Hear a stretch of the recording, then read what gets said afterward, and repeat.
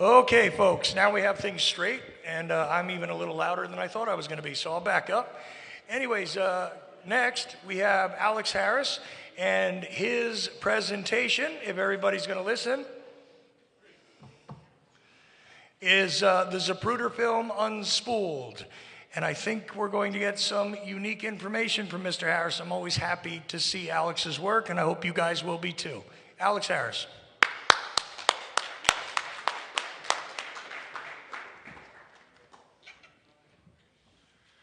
I apologize in advance because I only knew I was going to do this topic of October this year. I had something else prepared. It didn't end up working out, but this will be rather short, but that's just because it's not a polished product right now. It will be eventually. But, okay. Okay.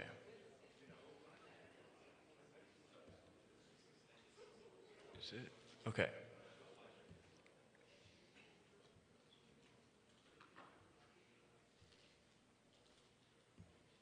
What is going on?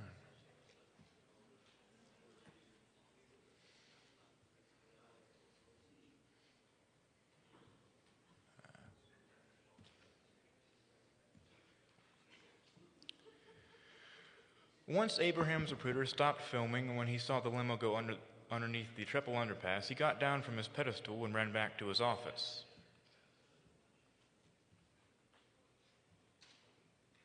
What is going on?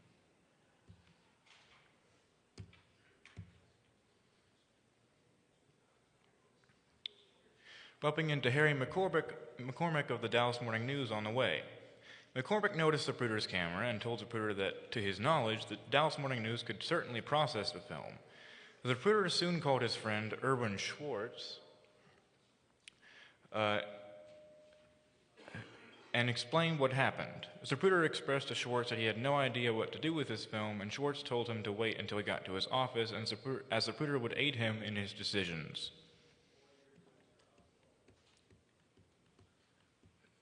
Do we have a different keyboard or something? No, it's you get transitions, it's going through all the transitions. But it's... You just gotta hit the arrow.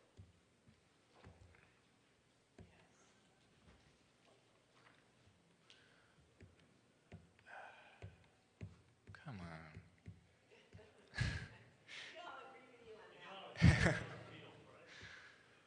Okay. When Schwartz got to Zapruder's office, he was accompanied by Forrest Sorrells of the Dallas Secret Service. Zapruder told Schwartz and Sorrells about his encounter with Harry McCormick, and the three men agreed to take the film to the Dallas Morning News for processing.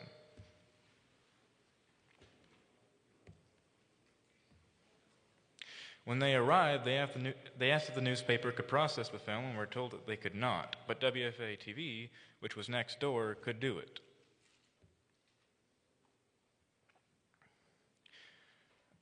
They walked next door and asked WFA, but were told the same thing, although Zapruder agreed to do a television interview with WFA reporter Jay Watson. Zapruder completed the interview, then left with Schwartz and Sorrells to try a local Kodak processing lab. Most of you probably know this story right now, but it'll get interesting in a minute.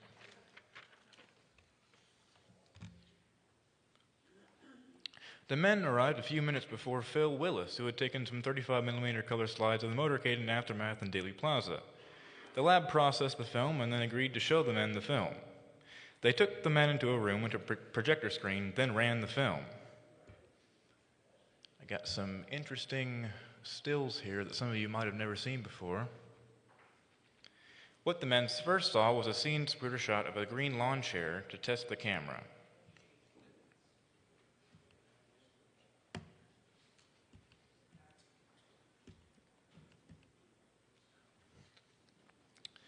Then a couple scenes of Zapruder's grandchildren playing.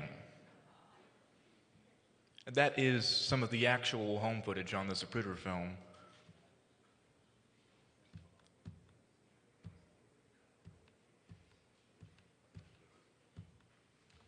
Come on.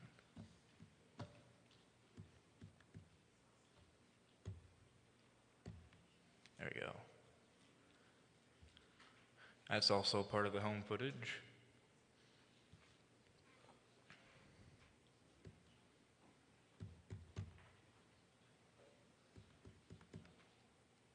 Then a scene of his secretary, Lillian Rogers. Yeah, I guess skip over that one. Yeah. Okay. The man watched the entire assassination sequence and then quickly took the film to Jameson Film Laboratory Company, JFL, a local film processing and copying lab. That is their logo right there. I actually tracked down their actual logo from an advertisement they made back in the 70s. I don't think many people have seen that. They asked Jameson to make 3 copies, 2 for the Secret Service, and 1 for Zapruder to keep. Later, when the copies were developed at Kodak, the original film was marked as 0183, while the 3 copies were perforated 0185 to 0187 sequentially. Wait, which number did each copy get? And why were any of the copies perforated 0184?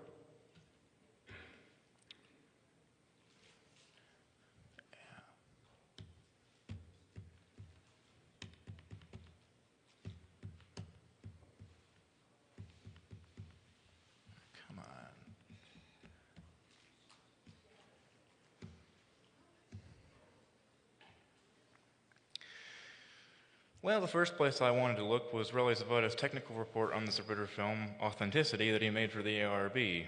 But I glanced through it and decided it was way too technical to read at the time, so I set it aside. I decided to look in a very good book on the Zapruder film by David Rohn, simply called The Zapruder Film Reframing JFK's Assassination, which I'd highly recommend to anyone looking for the Zapruder film.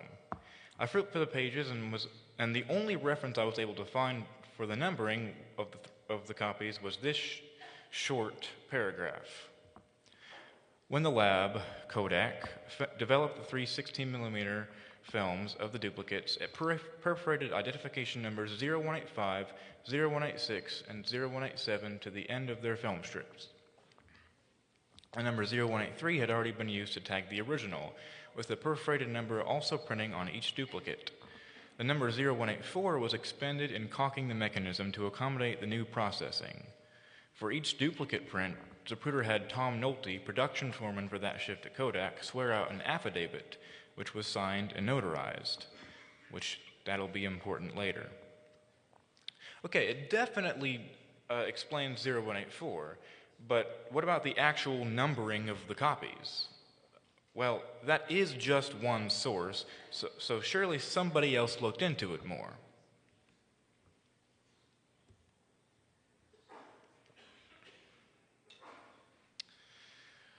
I kept looking and found that in Richard Trask's book, National Nightmare on 6 Feet of Film, said a similar thing about the numbering. As with the camera original, Kodak printed the 3 new films with individual identification numbers 0185, 0186, and 0187. Trask goes on to talk about 0184, saying it was not used. The reason of this is now obscured. Well, surely someone else says something about it. Again, that's only 2 sources. So I kept looking and I found something that at first glance seemed helpful in Alexander Zapruder's book, 26 Seconds.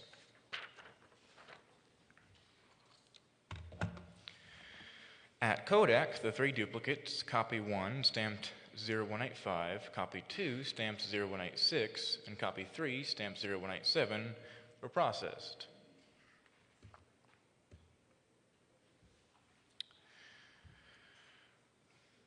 I thought I might have found an explanation until I thought about it for a minute and realized just what are copy 1, copy 2, and copy 3? How do they actually correspond to the 2 Secret Service copies and the Zapruder home copy?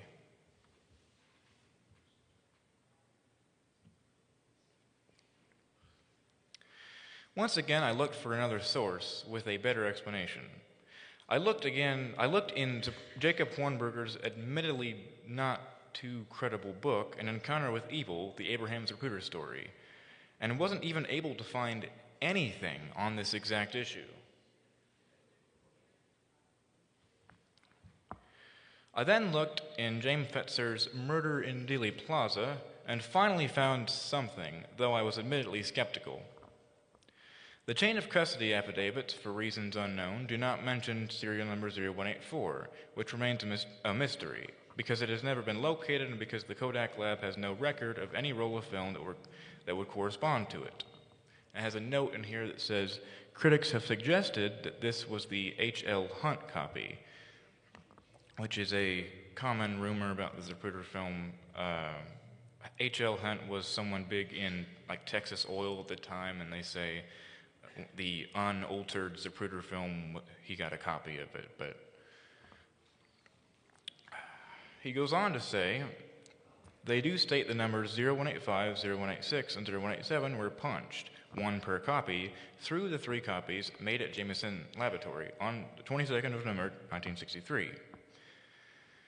He goes on to say, while Secret Service copy number 1 has no perforated number in it, Secret Service copy number 2 does have the number 0186 perforated through its black leader. I was still extremely skeptical of this claim and again looked for another source.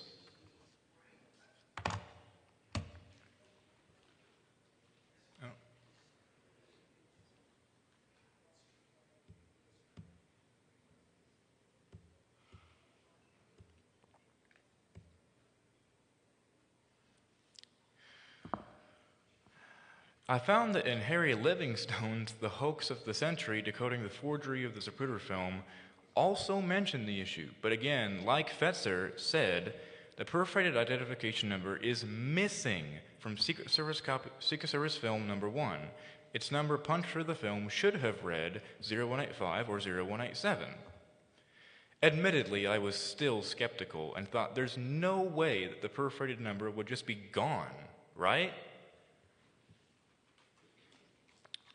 Well, after all this, I decided to finally look through Relly Zavada's report on the Zapruder film copies done for the ARB, often abbreviated to the Zavada report, something I admittedly should have done first.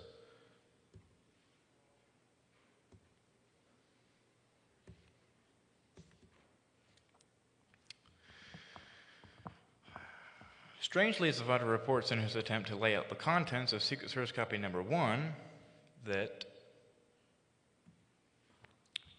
a processing perforated number was not available to be photographed.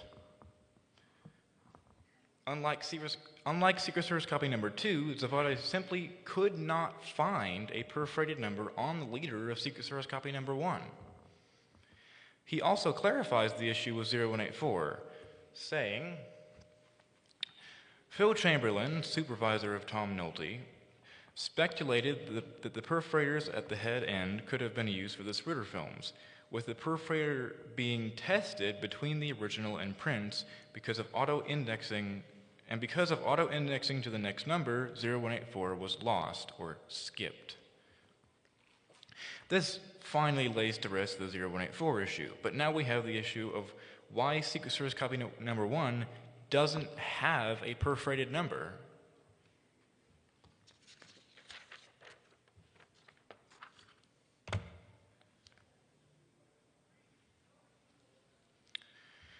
And after all of this, I was still just a little skeptical. Maybe Zavada missed it in his examinations of the copies. Well, Doug Horn happened to visit the National Archives to see the copies on March 31st of 1997, and in his list of the 8mm copies at the National Archives, marked the field indicating if there was a physical perforated number in the leader as no. Meaning it wasn't there. He notably also marked Secret Service copy number 2 as yes 0186, again indicating that Secret Service copy number 2 was perforated 0186. What still doesn't make sense, though, why doesn't Secret Service copy number 2... Okay, I messed that up, but yeah. Why doesn't Secret Service copy number 1 have a perforated number on its leader?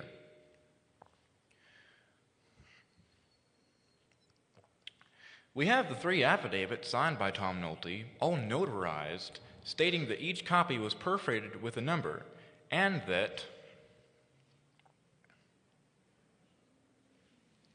the film was not cut, mutilated, or altered in any manner during processing. So it's well established that the perforated number was not spliced off at Kodak. But how do we know if it was even put on the film to begin with?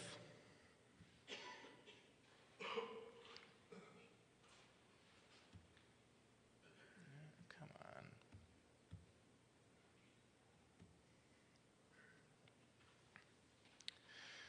Well, we don't. What we're ultimately left with is a paradoxical scenario, since there's no evidence it was spliced off, but also no evidence that it wasn't perforated in the first place.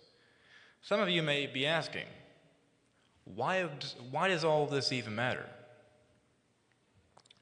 Well, given that the copy of the film labeled as Secret Service copy number 1 hasn't actually been confirmed to be Secret Service copy number 1 since Zapruder's visit in 1996, it is entirely possible that someone has swapped Secret Service copy number 1 for another copy, robbing us of one of the only existing first-generation copies not in private hands. And even if you still don't think that this matters, since we have the camera original film also at the National Archives, well, I wouldn't count on that for much longer. Even though we have the camera original film also at the archives, it's not going to stay in the same condition forever. It actually had already started to decay by the early 2000s. Sometime when Life magazine owned the original Zapruder film, they decided to coat it in wax to protect it from damage, but in doing so may have led to its ongoing decay. In 2011, National Geographic had the original Zapruder film scanned in 4K for the documentary JFK: The Lost Bullet. And in that scan, several artifacts can be seen that seem to be dirt and scratches. Some of these artifacts are most likely mold, which is almost impossible to remove from the film without severely damaging it, a step the National Archives would likely never take. These are stills from their scan. You can see this is the original film. It's not doing well.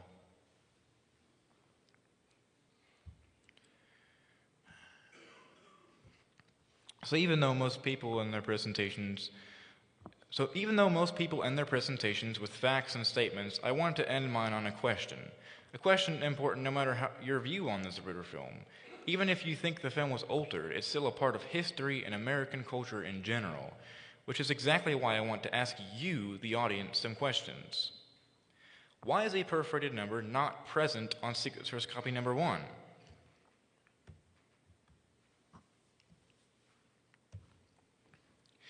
If it was possible for it to not have been given a perforated number, then why was a notarized affidavit with the corresponding perforated numbers sworn for all 3 copies? And finally,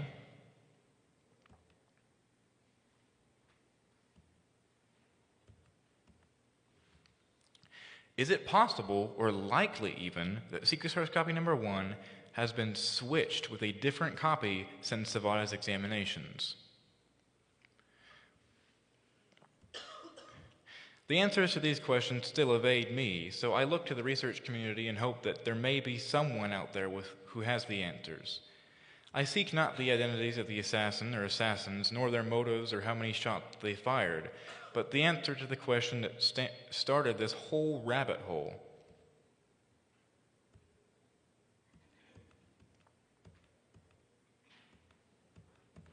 Come on.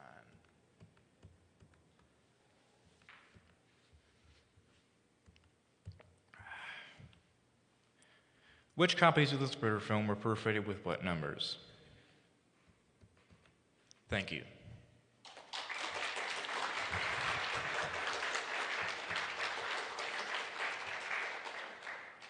In 1998, the ARB, to address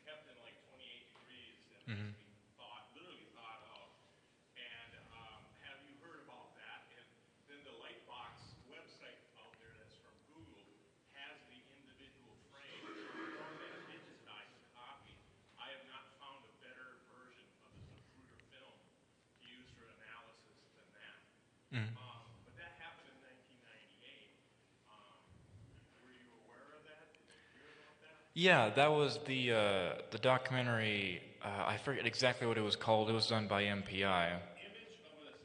Yeah, image of an assassination. By that time, the film had already started to deteriorate. It's just not as noticeable because mold does grow over time, and I don't know too much on this issue. We have another question. I'd also like to state that at the sixth floor museum, they had the 4x5 transparencies Yes. that were made in 1998. Mm-hmm. I observed them and they're in great shape. Mm-hmm. It was done with the Zapruder family's permission, with their copy. Mm-hmm. Which number was on that copy that was digitized? For image of an assassination. Yeah, they're supposedly, the National Archives used the version of that was owned, they bought back from the Life magazine. It's supposed to be the original copy, and they used that for the digitization. I wasn't aware of the numbering issue. Oh, okay. My question to you is, what number is on the one that's in the National Archives? They have the original, which is what they scan for image and assassination and several other documentaries. But it's 0183. So you know for a fact that it's Yes. on the leader. Mm-hmm. Okay, thank you. Here. I don't mean to be pedantic, but might it be the case that the artifacts you referred to in the 2011 digital preservation were present in 98 and just not visible due to resolution? It's entirely possible, yes. In the back?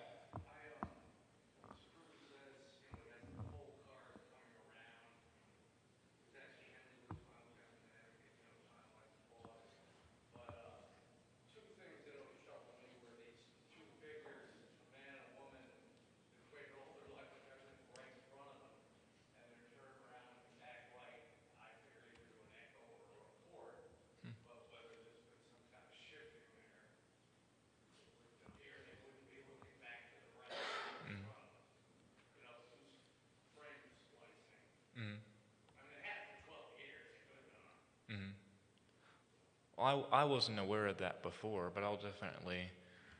Here? There are many figures that are turned away at the precise point of an assassination.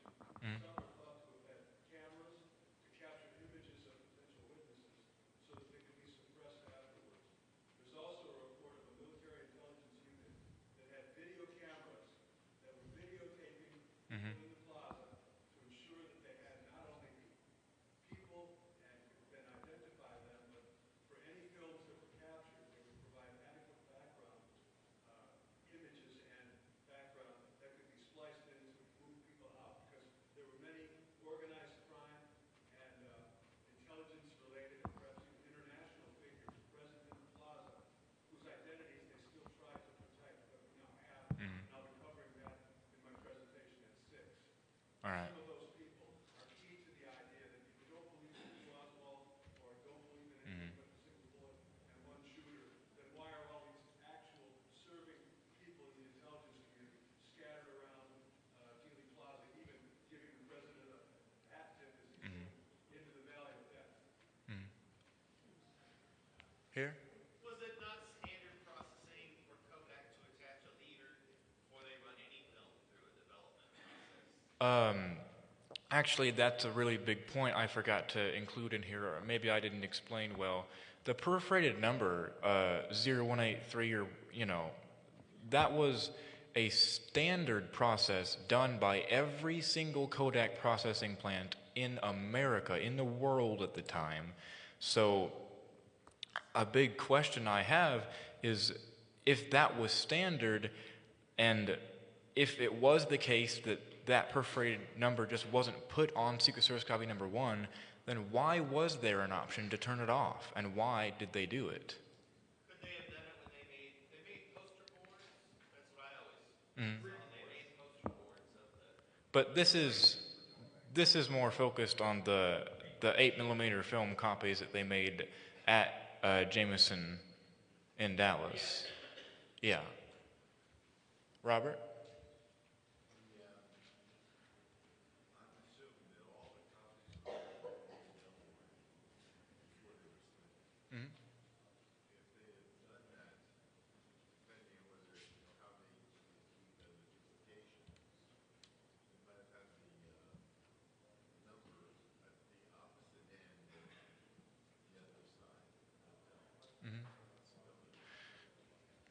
Robert Groden here. He's a pretty well established expert on the Zapruder film. If you haven't heard of him, he was explaining.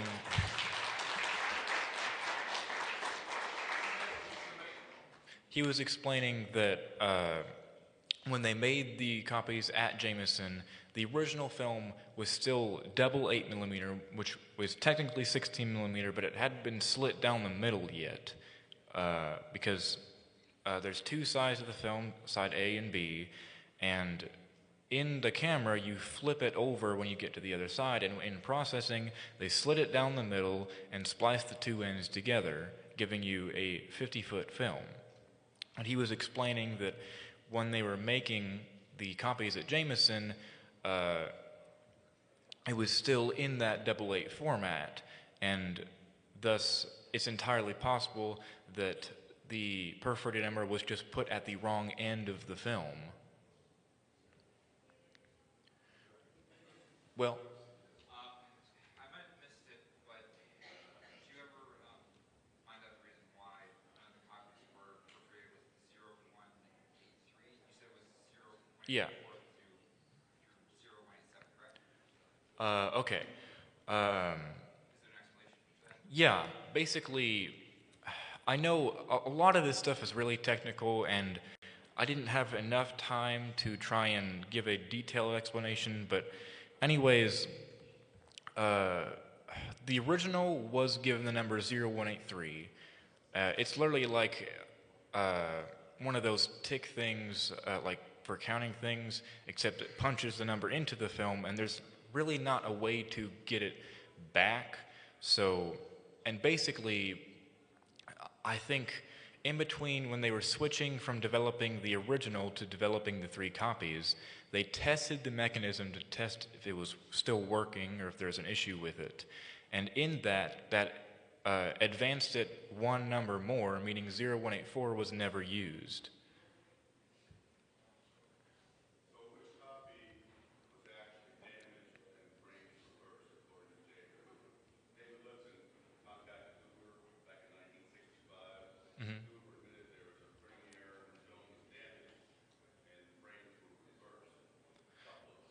That, I've gotten this question a couple times now. The Warren Commission volumes, I think it's in volume 18, where they printed several frames of the Zapruder film, and I forget exactly what frames they are, but 314 and 313 that they reversed. yeah, they reversed frames 314 and 313, but yeah. But anyways, some people misunderstand. That is not an artifact or something that happened in a copy of the film itself. They simply either, forgot which frame was which or something, and they accidentally printed them with the wrong numbers as they got the slides switched up or something. Where printed in the volume. Yeah. Can you explain further the sub-optimum? Yeah. I didn't have time to put in an explanation, but yeah, basically, nobody really talks about this in too much detail, but basically, Jameson, when they were making the copies, extremely, they are very limited on time, and with film, you don't immediately know the exposure and the settings that you have to have the copies at. So what they did is they decided what settings were optimum, meaning the best, and they made one that was slightly darker than optimum, one that was perfect, and then one that was slightly lighter. And because these were meant to originally be like test copies, but since they were so limited on time, they ended up being the official copies. Here? Do we know that those perforations are unique to a certain lab? Or you would not be able to say whether that perforations came from Cincinnati versus those perforations came from Dallas? I don't think they're specific to a lab because, they are just sequentially going up. But like I said, I don't have enough information at this time to answer, any of my questions I posed, and because I myself don't understand the mechanism of, the processing machines that they had, I can't answer too technical questions on it. But like I said, I don't think it would be specific to a city. I'd like to comment on that.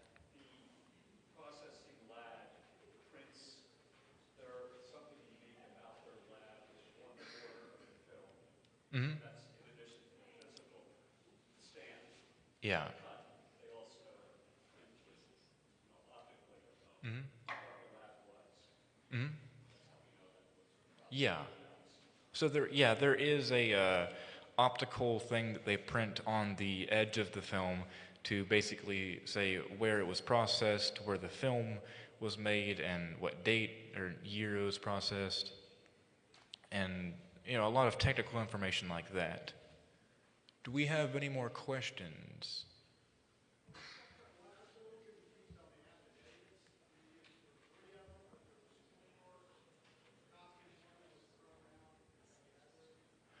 Okay. The affidavits, Zapruder requested that one of the people at Kodak make affidavits because he wanted to make sure that no additional copies were made so that nobody else had the film that wasn't supposed to have it. And the reason I brought them up is because those basically prove almost that the perforated numbers were placed on the copies at the lab. And I didn't include the one for the original, but there is an affidavit for the original. But the ones I showed were for 0185, 0186, 0187, which, like I said, one of those copies that they made just doesn't have the number, which wouldn't make sense if there was a sworn affidavit stating that there was. Does that kind of make sense? Yeah. Robert?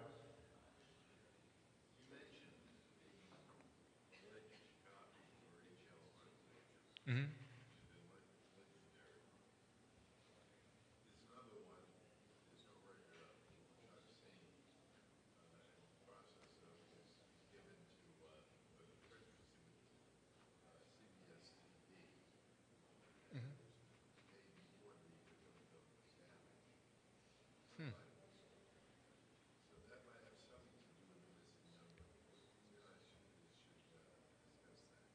Huh. I hadn't heard of that before. He said that there was an additional copy possibly made that was for CBS, oddly enough. But yeah, I'll definitely look into that. Where's the Secret Service version 1 now? Both of the Secret Service copies made on the day of the assassination are stored right next to the Zapruder film, the original. So they're in the National Archives. I think I'm out of time now, but thank you again for listening.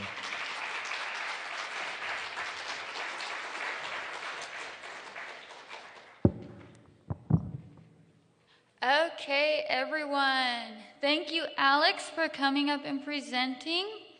We are going to take a 10-minute break, and we will come back and continue with Dr. Tony Glover and Martin Fitzgerald.